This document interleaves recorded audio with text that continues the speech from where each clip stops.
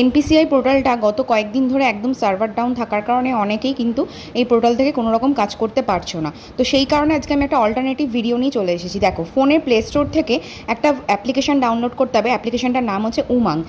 এখানে দেখা যাচ্ছে, দেখো উমাং বলে লিখলাম, এখানে আমার অলরেডি অ্যাপ্লিকেশানে ডাউনলোড করা আছে, তার জন্য আমি আর ডাউনলোড করছি না। তো সরাসরি ওপেন করছি। ওপেন করার পর তোমাদের ফোন নাম্বার আর এমপিন দিয়ে একটা রেজিস্ট্রেশন করে নিতে হবে। এটা আমার অলরেডি আগে থেকে করা ছিল। তো এখানে দেখো সার্চ বাটন অপশানে তোমাদেরকে লিখতে হবে আধার সিডিং। প্রথম যে অপশানটা দেখাচ্ছে আধার সিডিং ভারত আধার সিডিং, সেটাকে ক্লিক করার পর এইরকম একটা পেজ খুলে আসবে।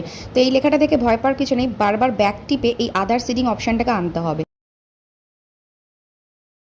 বারবার ব্যাক টেপার পর দেখো এখানে কিন্তু এনপিসিআই পোর্টালটা খুলে গেল। এখানে প্রথম অপশান দেখতে পাচ্ছ আধার সিডিং ডিসিডিং করাতে পারবে, আধার ম্যাপিং স্ট্যাটাসটা দেখতে পারবে, আধার ম্যাপিং হিস্ট্রি দেখতে পারবে। সমস্ত কিছু এই পোর্টালের মাধ্যমে কিন্তু করতে পারবে।